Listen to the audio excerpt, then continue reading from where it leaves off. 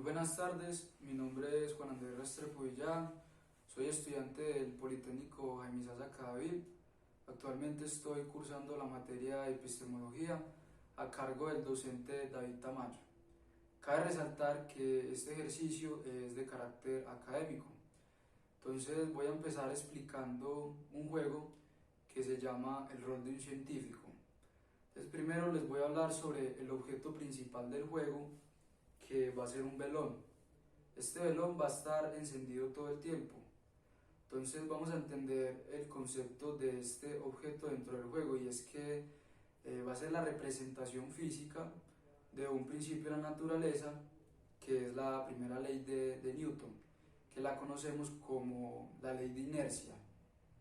Entonces vemos que la ley de inercia es que todo objeto se persevera en estado de reposo o movimiento uniforme rectilíneo, a no ser que sea obligado a cambiar su estado por fuerzas que sean impresas sobre él.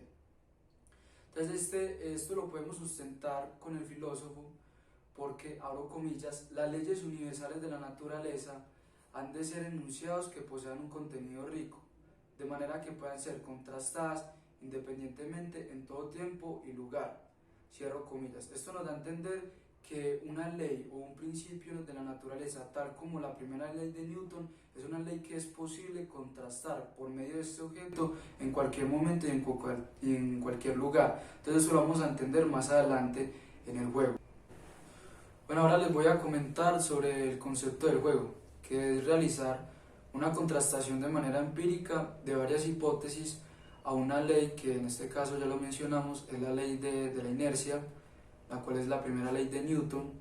Esto se sustenta o se fundamenta en un pensamiento del filósofo, que es, abro comillas, pues la verificación de una ley natural podría únicamente llevarse a cabo de un modo empírico, si se examinara cada acontecimiento singular al que podría aplicarse la ley y se encontrará que cada uno de ellos ocurre realmente conforme a ella, cierro comillas. Entonces entendemos que esta cita justifica el concepto del juego, porque si más adelante con las reglas vamos a poder comprender que cada jugador está contrastando cada hipótesis interpretativa que hay de la ley por medio de un método empírico, por medio de la experiencia que tiene en el juego. Ahora les voy a dar una descripción. Uniendo estos dos conceptos podemos entender el juego como un rol, como el rol del científico. Por eso es que el juego toma este nombre, el rol del científico, porque prácticamente que estamos viviendo a ser un científico, ya que durante el juego se nota cómo y de qué manera se van a ir contrastando todas las hipótesis alternativas que en algún momento se hicieron sobre el objeto y sobre cómo se podría aplicar dicha ley o principio de la naturaleza de este objeto. Entonces, después de entender todos estos conceptos, podemos ahora entender cómo y de qué manera se juega.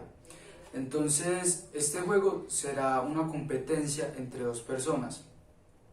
Bajo este principio natural de la inercia, se crearon hipótesis o afirmaciones que van a hacer predicciones sobre cómo podría ser aplicada dicha ley con el objeto principal, que ya lo mencioné, es el velón que está encendido. Entonces cada jugador va a seleccionar de manera aleatoria una afirmación que deberá constatar si el hecho verdaderamente sucede como se predijo en la hipótesis que le tocó. Si el hecho verdaderamente sucede como se predijo en la hipótesis, entonces la persona tendrá evidencia a favor. Si el hecho no ocurre, la evidencia será en contra de sus afirmaciones. Entonces los hechos obligarían a la persona a desechar la idea o la hipótesis que tiene. Ahora es necesario entender que este juego se debe realizar o desarrollar en una estructura plana, es decir, en una mesa, para que puedan hacer la contrastación sin ningún problema. Esto nos lleva a entender que el juego se da entonces con dos personas, donde cada una forma un equipo y deberá implementar un método deductivo al contrario de uno inductivo. El filósofo sustenta esto abro comillas, mi principal razón para rechazar la lógica inductiva es precisamente que no proporciona un rasgo discriminador apropiado del carácter empírico, no metafísico, de un sistema teórico. Cierro comillas, Karl Popper, permitiendo comprender que la experiencia y la observación literal de la teoría desde otro punto, porque la persona va a tener la oportunidad de observar la hipótesis que se le hace y debe deducir de qué manera con los objetos que tiene va a contrastar la idea, es decir, va a poner a prueba por medio de experimentos esa hipótesis para determinar si es falsa o realmente es verdadera según la ley o de la inercia. Se inicia dando la explicación de la ley para que la persona pueda entender de qué manera se contrastan estas hipótesis, consiguiendo que se pueda separar la ciencia de la no ciencia, es decir, la metafísica. Entonces Karl Popper, abro comillas, dice que el hombre de la ciencia, ya sea teórico o experimental, propone enunciar dos sistemas y los contrasta paso a paso, cierro comillas. Entonces pasa igual aquí, va a pasar y va a suceder lo mismo, y es que las dos personas, sean a nivel teórico o experimental, van a tener la oportunidad de contrastar dichas hipótesis alternativas o afirmaciones con la ley de la inercia, que es el principio de la naturaleza principal en este juego. Bueno, como reglas, en primer lugar tenemos que se puede jugar solo en dos personas. Solo pueden jugar dos personas porque cada una va a formar un equipo y va a tener la oportunidad para evaluar y comprobar la afirmación con un proceso distinto, de modo que van a poder contrastar por medio de su experiencia en el momento hasta ganar el juego. Entonces esto lo sustentamos con el filósofo, abro comillas, la concepción aquí representada asocia un deductivismo radical con uno menos radical empirismo. Con el racionalismo sostiene que los enunciados más generales de las ciencias de la naturaleza se establecen sin ninguna fundamentación, ni lógica ni empírica, pero en contraposición al racionalismo no se admiten como verdaderos a priori, sino que se formulan como hipótesis, problemáticas y provisionales. Cierro comillas. Entonces aquí entendemos que los enunciados o los acontecimientos singulares de manera hipotética son los que nos permiten contrastarse paso a paso, a diferencia de los enunciados que son axiomas que no están bajo el sistema teórico racionalismo. Listo, como segunda regla tenemos que deben estar completos los elementos adicionales para iniciar el juego. Es decir, cada hipótesis está compuesta por un elemento que va a permitir el desarrollo de dicha hipótesis. Ya más adelante vamos a conocer cada una de las hipótesis y qué elemento determina la hipótesis. Por ejemplo, un mantel, hilo, pelota de goma, un globo de látex, vaso lleno de agua y una cuerda corta. Abro comillas. Nada justifica el derivar de lo conocido, de lo observado, lo desconocido todavía no observado. Cierro comillas. Popper trata, con esto lo podemos justificar porque nos vamos a basar para poder contrastar dichas hipótesis, nos tenemos que basar en algunos elementos que realmente hayamos observado, que podamos observar y conocer para poder contrastar esta hipótesis y no derivar de lo que no hemos conocido ni hemos observado. En tercer lugar, tenemos que la persona debe mantener la contrastación de la hipótesis bajo un método deductivo, ya que se inicia por enunciados generales y universales como es la ley de la naturaleza, de la ley de la inercia, que es la primera ley de Newton, para luego pasar a sucesos particulares predichos. Ya que el autor señala, abro comillas, la validez de un principio de inducción sintético a priori no puede ni fundamentarse ni justificarse, cierro comillas.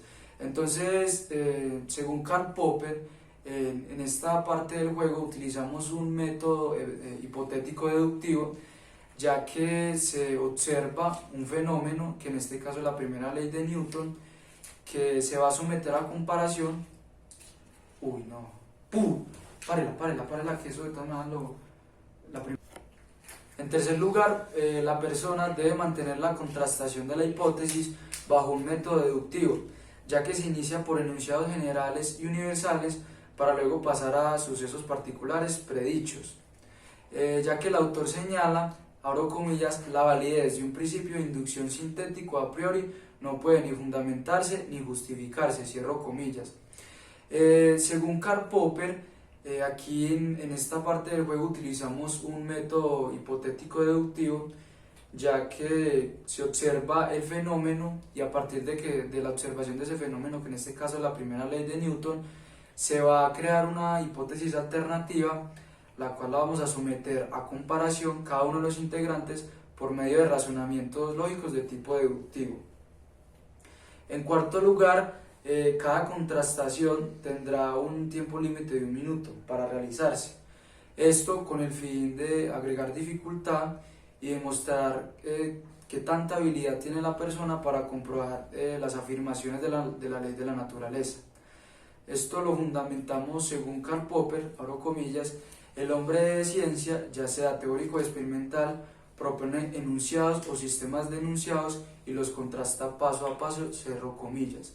Entonces, una vez más, entendemos que cada personaje que está participando en el juego tendrá la oportunidad de, por medio de una experiencia, es decir, de modo empírico, contrastar dichas hipótesis con la teoría de la ley de Newton, de la inercia. Y la última regla la entendemos que la persona que no logre contrastar la hipótesis perderá su turno y la siguiente persona tendrá la oportunidad de contrastar la veracidad de la afirmación. Esto lo fundamentamos según Karl Popper, abro comillas, los límites de nuestro conocimiento radican en la imposibilidad de verificar nunca de manera definitiva enunciados universales acerca de la realidad, cierro comillas. Entonces, una vez más entendemos que si la persona no está en la capacidad de sustentar, justificar dicha hipótesis, entonces todas las ideas se van a deshacer. Ahora que comprendimos y entendimos bien el juego, vamos a ponerlo en práctica. Entonces nos vamos a basar en la primera ley de Newton, que es la ley de la inercia, que dice, todo cuerpo se persevera en estado de reposo o movimiento rectilíneo uniforme, a no ser que cambie su estado porque se imprima una fuerza sobre él. Entonces aquí tenemos varias hipótesis alternativas sobre lo que podría pasar con el objeto principal, que es el velón. Entonces cada uno va a sacar de forma aleatoria y debe contrastar esta hipótesis con el principio de la naturaleza, es decir, demostrándolo por medio de la experiencia con cada uno de los elementos adicionales. Entonces vamos a empezar con nuestro compañero, debe sacar una hipótesis.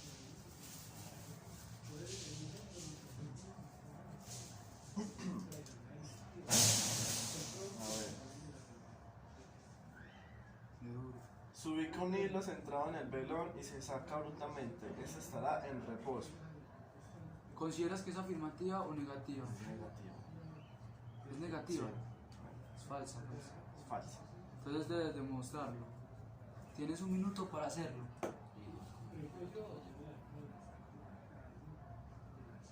Voy poniendo en...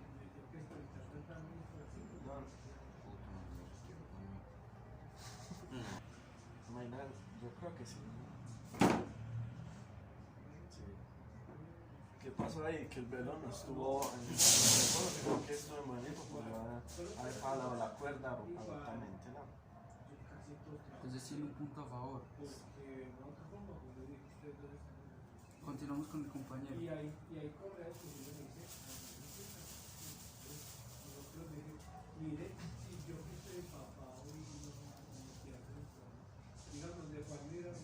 Dice, si tiramos un vaso lleno de agua al velón, el elemento cambiará su estado.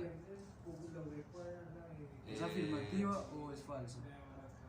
Yo me atrevería a decir que es falsa. Debes de demostrarlo y tienes 1 minuto para hacerlo. Hacia acá.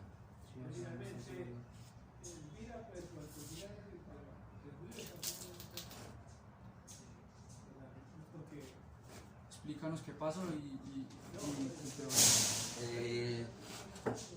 Lo que sucedió fue que la vela simplemente se apagó, pero, pero en sí su estado no cambió. Por esa razón consideras que es Falsa. falsa. Muy bien, entonces tiene evidencia al favor que demuestra la hipótesis alternativa que tenía. Ahora continúa nuestro compañero. Duro, ya, duro. Si se aplica una fuerza desplazando el mantel, el velón mantendrá en reposo. Yo digo, pues a ver, pensemos. Vale, duro.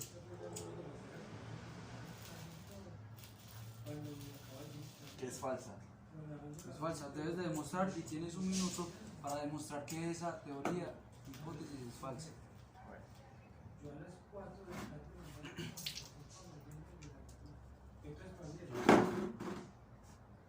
Ah, con el mantel. Entonces tiene que poner acá, demostrar que es falsa. Si se aplica cualquier fuerza, ¿no? Explica Ahí. tu demostración. Pues yo moví el mantel y la vela obviamente no se quedó en reposo, sino que aplicando la fuerza se movió. Entonces por eso es que esto es falso. Muy bien. Tiene evidencia a favor que demuestra, entonces lleva 2 puntos.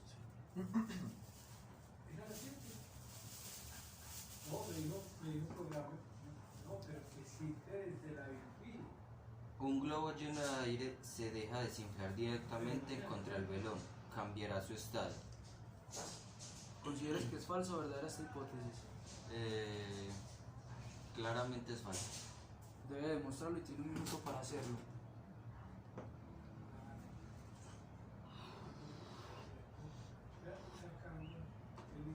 Bueno, aquí el globo ya está inflado y se le soltará el aire al velón.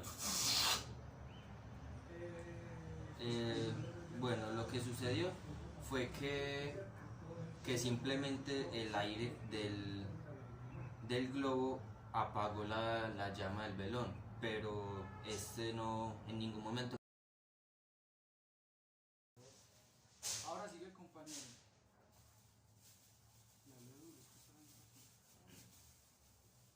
Esto.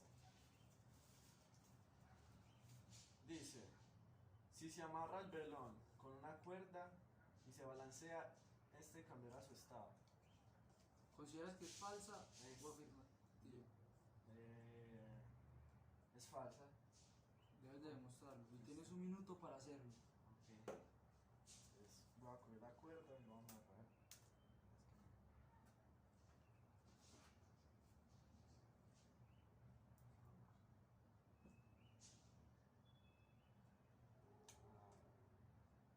Pues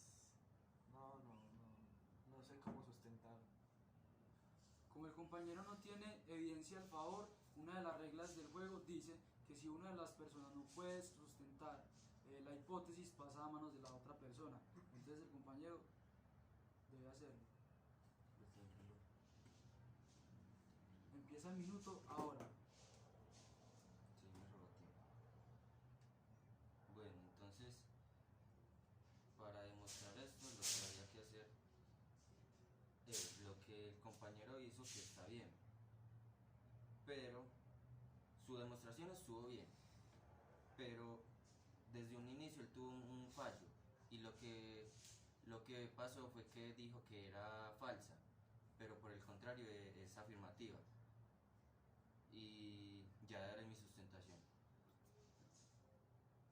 Ahí se está balanceando. Bueno, entonces mi argumento sería que, que el velón al balancearse cambió de reposo y tuvo un movimiento a la cuerda balancearlo. Entonces, como vemos, el compañero fue capaz y tiene evidencia a favor. Por lo tanto, puede continuar.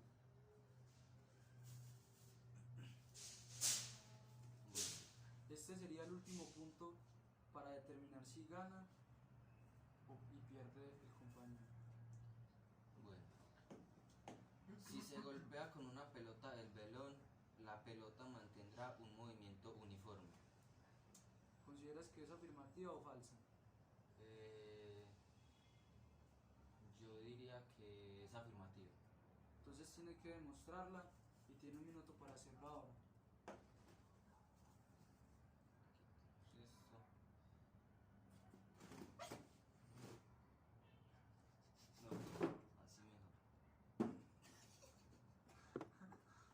Bueno, ya. Me gusta, marica. Ya, serio.